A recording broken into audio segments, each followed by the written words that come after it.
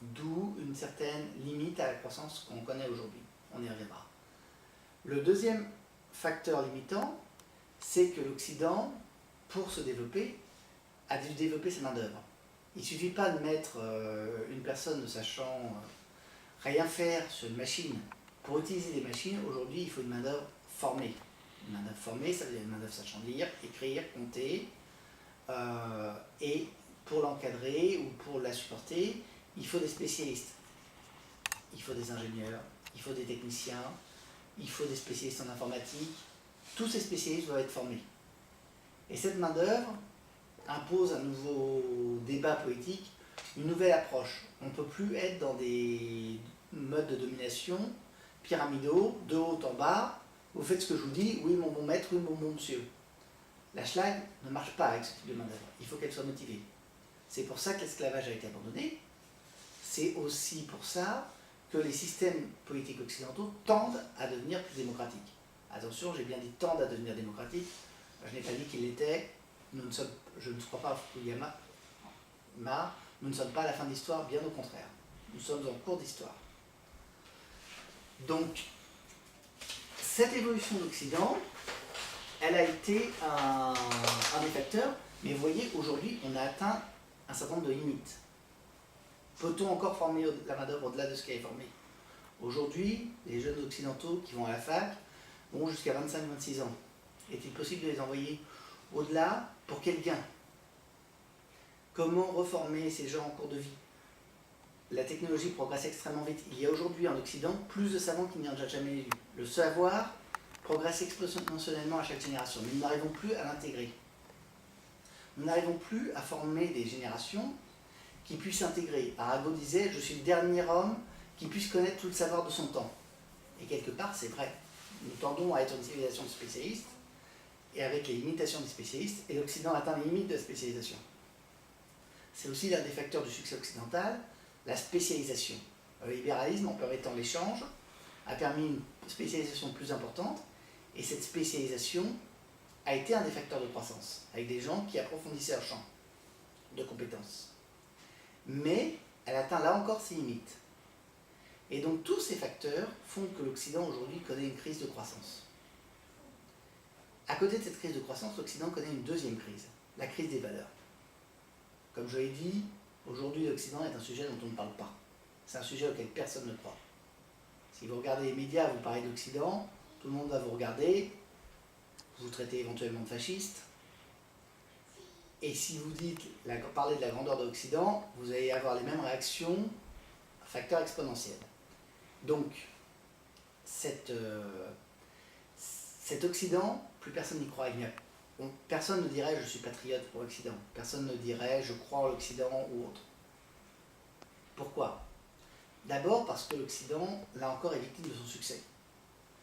Il s'est créé un différentiel de puissance entre l'Occident et les autres civilisations. Comment ce différentiel de puissance s'est résolu? On connaît tous la suite. Les Indiens d'Amérique, les civilisations précolombiennes exterminées, la traite des Noirs, la colonisation et la décolonisation. L'Occident a été jusqu'à on dirait, l'apogée de l'horreur qu'on a atteint pendant la Seconde Guerre mondiale avec les camps nazis. Ceci dit, on pourrait aussi parler du Cambodge avec Pol Pot, un certain nombre de génocides, un certain nombre d'horreurs, la bombe atomique d'Hiroshima. La liste des échecs occidentaux en termes de morale est importante. Comment ça a été possible? Pas parce que les Occidentaux sont intrinsèquement plus mauvais que d'autres, comme on voudrait aussi bien le dire, mais parce que, tout bêtement, les Occidentaux se sont trouvés avec une telle supériorité sur leurs adversaires qu'ils n'ont pas pu s'empêcher d'en abuser. Vous vous souvenez de la fameuse maxime, le pouvoir corrompt, le pouvoir absolu corrompt absolument. Et l'Occident a été un peu corrompu par son pouvoir, il faut bien le dire. Quand une armée de 400 hommes sous Cortés peut battre des millions d'hommes des empires colombiens et conquérir l'intégralité du Mexique, vous vous doutez bien que ça n'appelle pas à la modération. Et pourtant, si on suit bien, l'Occident a eu l'honneur quand même de convoquer la conférence de Valladolid. Alors pour certains, la conférence de Valladolid, c'est la conférence qui a légalisé l'esclavage des Noirs, la traite triangulaire, c'est vrai. Mais la conférence de Valladolid, c'est aussi la première fois qu'une civilisation décide on va arrêter d'exploiter une population. C'est la première fois qu'une civilisation regarde l'horreur de ce qu'elle a fait et dit on va arrêter. J'ai parlé tout à l'heure de César qui a conquis la Gaule. César conquiert la Gaule, un habitant sur 10 réduit en esclavage, envoyé dans les latifundia. Hop, pas de question. Est-ce que César éprouve un instant de remords là-dessus? Non. Alexandre conquiert Tyr, il passe toute la population au fil de l'épée pour lui apprendre à résister. Les Égyptiens, les peuples mésopotamiens ont le même genre d'exemple dans leur histoire. Je crois que si on regardait l'histoire de la Chine, on y trouvera aussi le même genre d'exemple. Mais l'Occident, lui, va être contraint par ses succès même. Les succès sont tellement immenses que l'Occident, n'ayant plus de contrepoids, est obligé de se regarder dans les yeux et est obligé de développer une morale. Alors effectivement, qu'est-ce qui se passe? L'Occident ayant une telle supériorité, il envoie les éléments les plus aventureux, les plus dénués de scrupules, ceux qui lui posent problème, à l'aventure au-delà des mers. Et ces gens vont se répandre et commettre un tas d'ignominies. Mais d'un autre côté, les conséquences sont telles que les pouvoirs occidentaux commencent à se poser la question et que la morale fait son entrée dans le débat public. Auparavant, il n'y a pas de morale dans le débat public. On arrive, on est le plus fort, on écrase l'autre, on prend, point, terminé, au revoir. Vous n'êtes pas content, c'est le même tarif. Là, l'Occident va petit à petit se dresser des règles. Alors ça va être en parallèle avec des horreurs croissantes, et comme je l'ai dit, les horreurs ont culminé avec la Seconde Guerre mondiale, et l'une des grandes causes de la crise occidentale est que la Seconde Guerre mondiale, il ne faut pas se le cacher. Qu'est-ce qui s'est passé? L'Occident a développé des techniques pour traiter pour mater, on va dire plus exactement, les différentes populations auxquelles il y avait affaire. Les camps de concentration, on a inventé les réserves indiennes. Les Anglais ont perfectionné le procédé pendant la guerre des bourgs, ils ont mis des fils barbelés autour. On a repris le modèle à Dachau, après dans d'autres endroits, et on y a rajouté les fours crématoires. Et le massacre de masse a été porté, osons le mot, à une certaine perfection. Mais d'un autre côté, il a été ramené en Occident. En 1946, les peuples regardent et voient que des méthodes qu'on croyait réservées on va dire, au territoire colonial, peuvent très bien être appliquées en Occident, et que, comme toutes les technologies, l'Occident l'a perfectionné et l'a appliqué à son détriment. Et ça crée une crise de conscience, ça crée un trouble sur lequel on n'est pas passé. L'Occident n'a pas encore réinventé une morale, n'a pas encore absorbé le choc de la Seconde Guerre mondiale. Pas le choc démographique, le choc capitalistique, tous ces chocs-là, ils ont été absorbés. Le monde s'est reconstruit grâce au plan Marshall.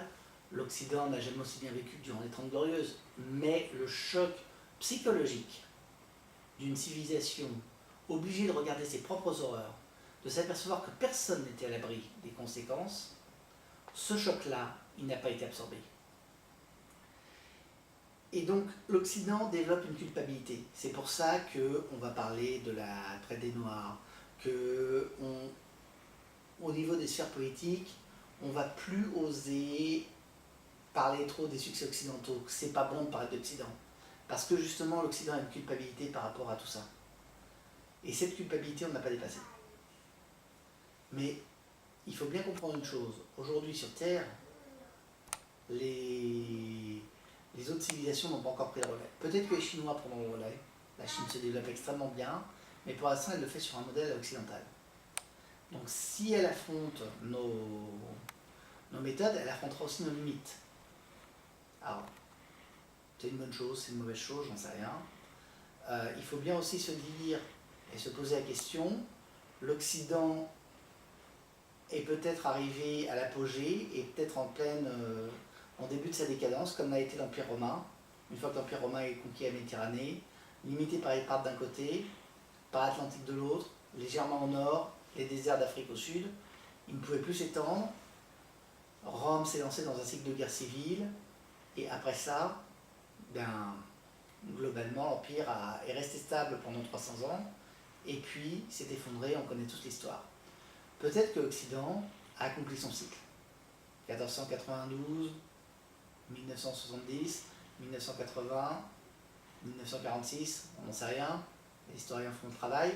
Peut-être que c'est ça le cycle. Peut-être que l'Occident a atteint son cycle de 500 ans et aujourd'hui est rentré sur la pente du déclin. J'aime à croire que non. Parce que la civilisation occidentale, c'est la civilisation de l'humanisme, c'est la civilisation du progrès technique, c'est la civilisation qui a franchi plus d'êtres humains que toutes les révolutions qu'on a pu faire. Et cette civilisation-là, je crois qu'elle mérite d'être sauvée. Mais pour être sauvée, il faut qu'on se regarde en face, qu'on ait le courage de se dire que oui, l'Occident est en crise, et de chercher collectivement les réponses. Et c'est à ça que je voulais vous inviter.